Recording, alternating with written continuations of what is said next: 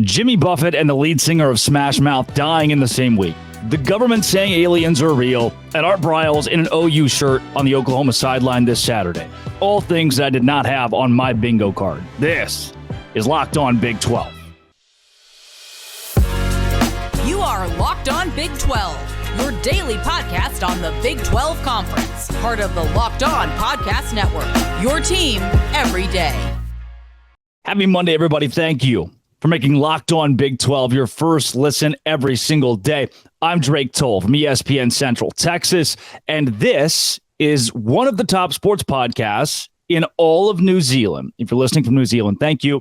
Everybody else out there, I'd like to hit 10,000 subscribers by the end of the year. I know, that's crazy. 3 months, we can do it. This whole Art Briles, Oklahoma thing, I think a lot of you are going to see this headline, and you're going to see the video and think, this is a throwaway episode, or you shouldn't watch this, or it's not a story, that I'm making a story, that the media is making a story out of nothing. I've seen that posted from other media outlets that said people are making something out of nothing here. But when you do that with a figure like Art Briles, you demean the women who were hurt by him and the women around those who were hurt by him and the women in the stadium and women everywhere. And maybe that sounds dramatic to you, but it's not. I've lived in Waco now for 5 years. I have met the people who were directly affected by what Art Briles did. His negligence. What Art Briles did is turned a blind eye to some terrible, terrible stuff that harmed women for years when there could have been a stop. When winning became paramount over human beings, and he was at the forefront of it. And many of you will say, he wasn't at the forefront of it. What could he have done? His lawyer said he was innocent. Of course, listen to yourselves. What Art Briles did was he knew everything. That's one of the most harrowing things that I've been told by those associated with the situation is Art Briles knew everything, because in every scandal in college athletics, the head coach knows everything. If you hear a head coach say, I didn't know that was going on in my program, I didn't know that was happening, how was I supposed to be responsible? That is just not the way it goes. I have been told by so many people in college athletics, the head coach knows everything that happens. Art Briles knew everything that was happening in the Baylor football program, and he turned a blind eye to it. They turned a blind eye to the point that people were more than hurt, that lives were ruined, and he was fired for it. He was blacklisted from college athletics, and deservedly so. So was Ian McCaw should have been blacklisted from college athletics. Because what we found out was a lot of the stuff that Art Briles knew, Ian McCaw also knew, the athletic director of Baylor at the time. So that sets the tone. That sets the baseline for what happened this weekend. Art Briles is on the Oklahoma sideline after the game is over. And again, some of you are saying that's not a story. It is. I get that he's related to Jeff Lebby. I get that he is Jeff Lebby's father-in-law, and everybody's got family. I'm not going to dig into that part of it, and I'm also not going to compare crimes, right? But there are some bad people. I won't say like serial killers. I'll just say there's some bad people that have families. Their parents still love them. Their brother still loves them. They're still human beings. Some of them terrible human beings, but human beings nonetheless, to the point where they have family who loves them. Art Briles has a family who loves them. Obviously, Jeff Lebby loves him to the point where he's probably going to lose his job over it. But there's a distinct line between, hey, I love this member of my family. I can be associated with them, around them in the confines of my own personal space, and then bringing them out in public. I made the case on Twitter this week that it's like Benito Mussolini is your uncle. Uncle Benito. And again, I don't like to compare crimes here. I'm just saying this is, hey, pick any bad guy in history. Genghis Khan is your uncle. And they're having the big UN meeting this week. You don't bring Benito Mussolini to the UN. It's like, oh yeah, he's with me. Not how that goes. Not only is it like just a social thing of, this is probably not going to go over very well, but also it's an awareness thing of, this is a person who has been in the facilitation of lives being ruined. All right? That's what this is. This is a person that in the same realm in which you're bringing Art Briles back into, college athletics, the sidelines of a college football game, where he stood less than a decade ago and was a part of one of the worst scandals in college athletics that ruined actual human lives. That's what we miss with this stuff. It's like, oh, it's not a story, we shouldn't talk about it. No, it is. Because it's a story to those dozens of women who were sexually assaulted by Baylor football players. Art Briles knew about it and refused to take action. That's who it matters to. And now he's standing on the Oklahoma sideline. So I hope you understand how him being associated with any university is completely unacceptable, to the point where, and this is where I think the biggest story now comes out of it, Brent Venables says we are dealing with it. Joe Castiglione, the athletic director at Oklahoma, says this is something that is unacceptable. Joe Castiglione said it shouldn't have happened. That apparently the university had put in place some sort of stipulation, expectation with Jeff Lebby that said, hey, when we bring you in, Art Briles cannot come in with you. Castiglione said that this week, that there was an expectation, there was a precedent set that Art Briles would not step foot on the Oklahoma football field, and there he was. Now, instead of Jeff Lebby saying, hey, I understand how people have been hurt by this man who is in my family, and I understand how bringing him into this public sphere back in a college football environment brings back a lot of pain for a lot of people and can make people in that environment uncomfortable. At that point, if Jeff Lebby makes that case, you think, all right, where do we go from here? Where's the next step with Jeff Lebby and Art Briles from here? And even then, in that case, you say, all right, Jeff, this is way too far. And you have a conversation about his job, which a lot of Oklahoma fans are bringing up. But he didn't do that. He didn't do the bare minimum. He stood at the podium and he said, that's my family. That means the grandfather to my two children. That was his message to the media postgame.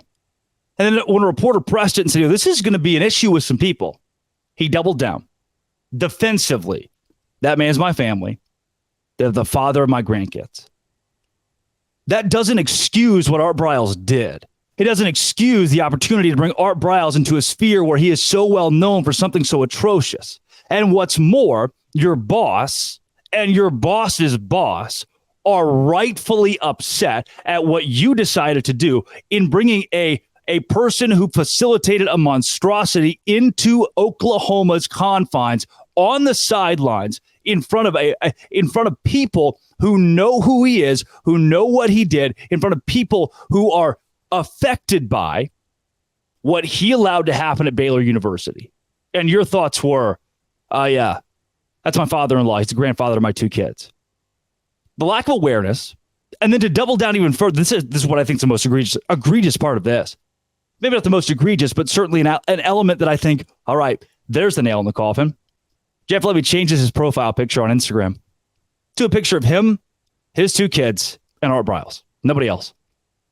Nobody else. No other family members. Just him, his two kids, and Art Briles. Art is the grandfather to Jeff Lebby's kids. 100%. I'm not going to deny that. I'm not going to be upset when Art Briles shows up to Thanksgiving with Jeff Lebby. Where I think Brent Venables is exactly right, where I think Joe Castiglione is exactly right, is when they say this is unacceptable to have at the University of Oklahoma. We cannot have this at the University of Oklahoma. And a precedent was set that it would not happen, and it did. And when Jeff Lebby heard that, instead of standing up and saying, you're right, what happened, what shouldn't happen, it won't happen again. This is a man who did something so abhorrent that he should not be back on a college football sideline. Instead of saying that, Jeff Lebby effectively painted CAB across his nails, wore the CAB shirt, changed his profile picture, and said, I stand with Art Briles. And buddy, I don't care what kind of kin you are, not even blood. I don't care what kind of kin you are. You can't do that. You cannot do that. I get it. His lawyer said he's innocent. What happened with Art Briles? If you're an Art Briles apologist, if you don't think this is a story, talk to the women who were assaulted by Baylor football players. And when they tried to report these assaults, when they tried to talk about these assaults, they were turned away. They were turned away from help because of what came down from Art Briles. See if they think it's a story that he's wearing the interlocking OU on his chest on the Oklahoma sideline. If we look up in a week and Jeff Lebby does not have a job, I won't be shocked. He doubled down on it. You can't do that. Fire Jeff Lebby. Locked On Big 12, part of the Locked On Podcast Network, your team every day. All right. Heavy conversation, obviously. But I do want to tell you about my friends at Game Time. All right, let's bring a little life to this. Game Time is where I go for last-second tickets. If I decide I want to go to a game, the Texas Rangers are playing, losing. The Texas Rangers are losing. I want to go watch them lose some more. I haven't seen them lose enough. Game Time's actually where I go. So I sometimes I'll tell you something like, oh, yeah, I go here for last-minute tickets, and I'm just kind of reading a script. Not this. I actually go to Game Time to get my Texas Rangers tickets because the MLB tickets are really, really cheap. Cheap to the point that if I wait long enough, right up to the last second for an MLB game, go to Game Time, and I give you $20 off your first purchase, by the way. You can get those tickets for free because, again, MLB tickets are very cheap. The Rangers are losing a lot of games. Also, find a cheaper ticket, and you will always get the best price at Game Time. You'll get 110% credit for the difference if you find something cheaper. Get images for your seats before you buy. Know exactly where you're sitting. 2 taps, boom, you're set. Tickets in hand. Download the Game Time app, create an account, use code LOCKEDONCollege for $20 off your first purchase. Terms apply. Again, create an account, redeem code LOCKEDONCollege, $20 off your first purchase. Download Game Time today. Last minute tickets, lowest prices, guaranteed. The Oklahoma State Cowboys are in trouble. You got trouble right here in Stillwater because Oklahoma State has 3 quarterbacks, but Oklahoma State has 0 quarterbacks, if you know what I'm saying. Garrett Rangel, I don't hate him. Gunnar Gundy, I think might be the best of the bunch. He's the one that I'll get and I think, all right, if your last name wasn't Gundy, I bet Mike could let you play a little bit more if there wasn't this conversation of possible nepotism. And then there's Alan Bowman, who was brought into Michigan to serve as a, people use this cliche all the time, this player is a coach on the field. Alan Bowman's a coach on the sidelines. He was at Michigan for 2 years and didn't play a meaningful snap. He was only there to coach up the young. This was like a, hey, here's this guy who's played a lot of college football. We'll bring him in. Smart kid, nice guy. Boom, we'll let him play. When I heard he was on a visit to Waco, when I heard he's on a visit to Baylor, it's like, oh, no. Oh, no. If Baylor's considering bringing this guy in to compete for the starting job, we got trouble in Waco. And then you brought him into Oklahoma State to try to turn things around, and you got a kid that hasn't played college football meaningfully in 2 years, and he has not impressed me whatsoever. QBR of 60.2. Garrett Rangel, I am. It's like he gets to the fourth quarter, and it's a close game against Arizona State, and I watched the entire thing because I watched a little bit of the game last week against UCA and thought, oh, what a dud. It won't happen again next week. And then this Arizona State game was so frustrating to me because you roll out 3 quarterbacks, and it's like the standard now is that these 3 quarterbacks are going to play. Maybe you disagree on the Gunnar Gundy take. Maybe you disagree. I get that his stats are not as good as Garrett Rangel. I get if you look at just the box score, Alan Bowman and Garrett Rangel have better stats. But to me, when I watched the football game, I thought, the one guy who seems to have the best grip on this whole thing is Gunnar Gundy. And I really do believe because of his last name, that's why he's not playing. I hope it's not the case, but also Mike Gundy has that old school guy style of, there's no nepotism in this program. I like what I saw from him. And at some point in time, you cannot keep platooning quarterbacks. You can't have it's not a 3-headed monster. It's like a 3-headed shih tzu at quarterback right now for Oklahoma State. Like, which one's playing poorly? Let's bring in another one to play the exact same. All 3 of them are equally unimpressive right now. And that's the big problem for Oklahoma State. In what world, please riddle me this, is Ollie Gordon getting 9 carries? His 9 carries, 53 yards and a touchdown, should be 18 carries, 106 yards, and 2 touchdowns.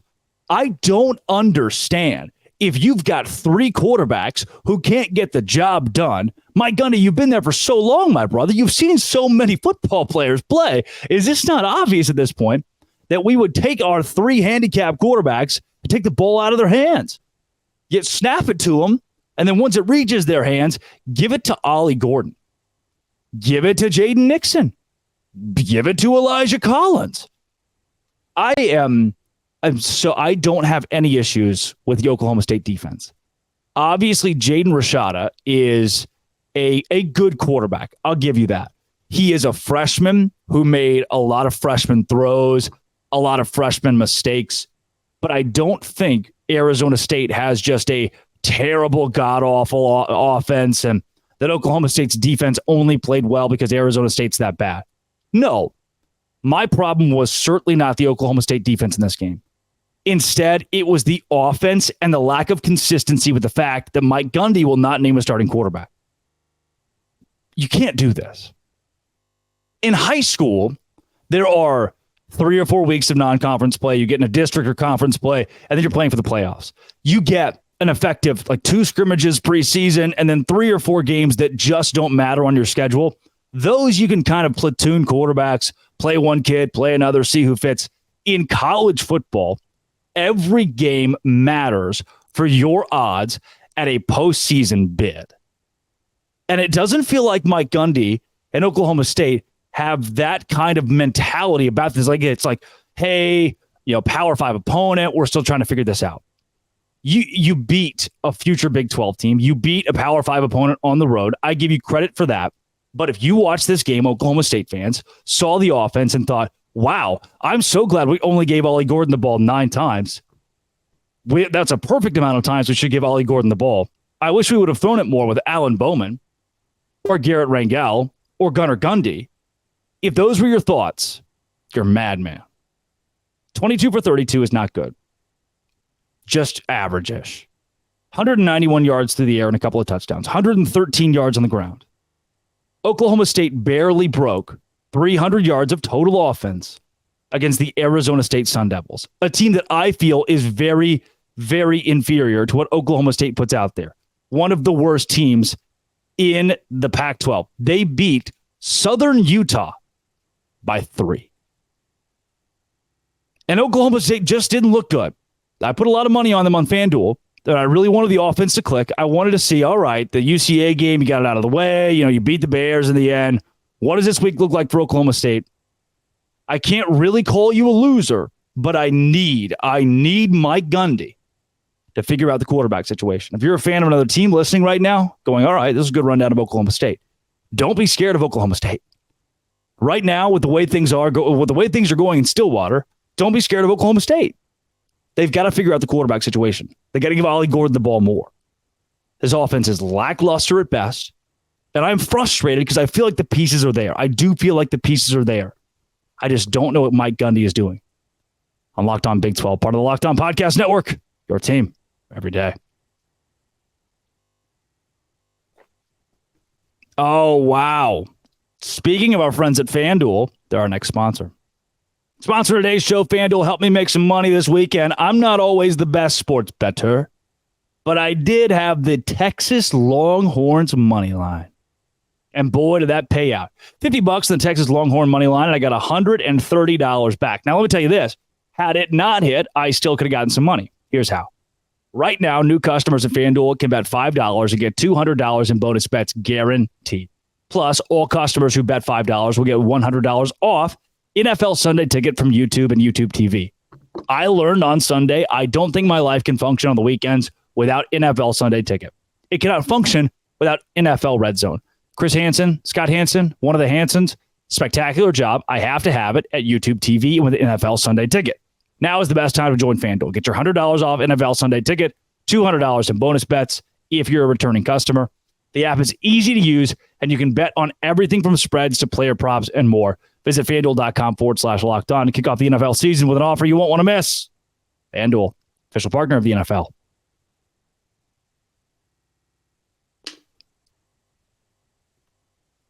Rock, Chalk, Jayhawk. KU. It is a football school now. The picture of the security guards that were all circled around the goalpost, trying to protect the goalpost from the students was awesome. Now, I'm going to need a little bit more. Going to need a little bit more attendance from the KU fans. I went to the bowl game last year. I did. I actually went and watched Kansas play Arkansas in the Liberty Bowl. One of the most spectacular crowds I've ever seen from a fan base in any sport. I've been to a national championship in football. I've been to the national championship in basketball. I've been to the national championship in softball. Kansas football fans in Memphis were spectacular. So I was like, all right.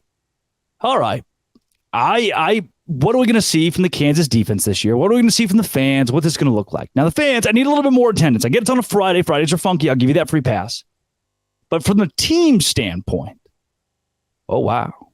That offense at Kansas, I told you preseason. I told a couple weeks ago, I had a show entitled, Can Kansas Win the Big 12?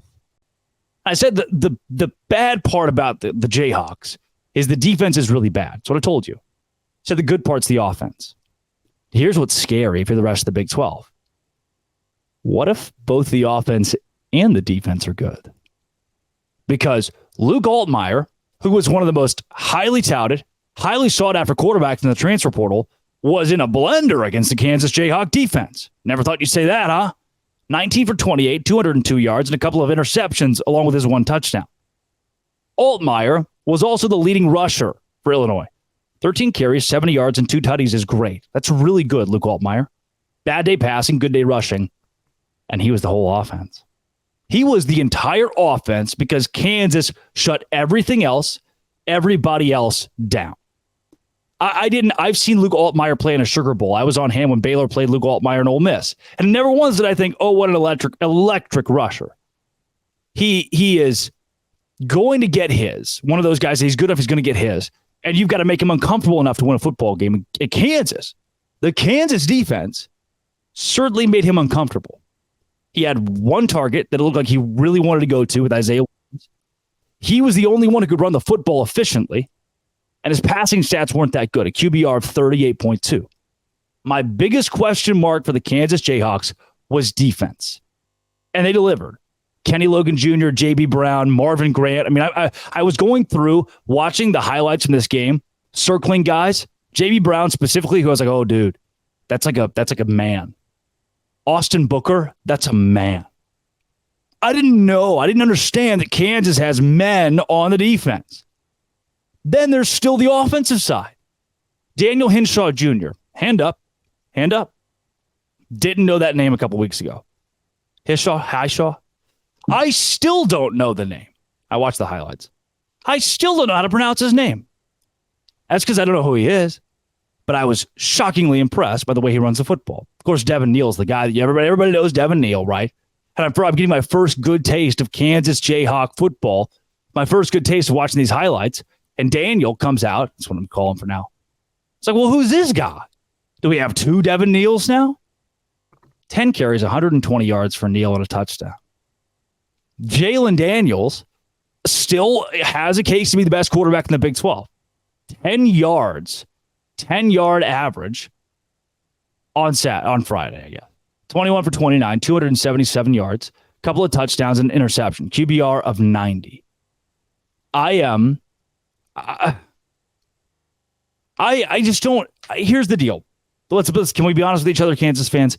Kansas wasn't elite last season defensively. The secondary was really good. Like, as impressed as I was with the defensive line, the guys rushing the quarterback and getting to Luke Altmaier. Also, you've got, who's the kid? Who's the Mello Dotson? What a name. Quentin Lassiter? What a name. If I'm somebody else in the Big 12, I'm scared that Kansas can create chaos. I'm not sure if Kansas can come out and win the Big 12. I'm not sure if Kansas can come out and win 10 games this season. But I'm scared that Kansas has enough pieces to make a lot of people really upset on a Saturday that they think they're going to beat your mom's Jayhawks, your grandma's Jayhawks. That's not what this is. When the defense plays that well against an Illinois team that's borderline top 5, top 25, not top 5, top 5 in their Big Ten division. When the defense plays that well against an Illinois Big Ten, Brent Bielema, Luke Altmaier team, we notice now. You win, Kansas. You showed us. You're good at football. How do you back it up in the Big 12? We'll see. But I was wholly impressed watching that game back. Wholly impressed. Hope you're impressed with Locked On Big 12. Come back tomorrow. We're going to talk about more Big 12 football, obviously. And if you're out there and Art Briles asks you to come on the sideline of your school that you love, don't let him. This has been and always will be Locked On. Thanks for making it your first listen every single day. Dose Grande.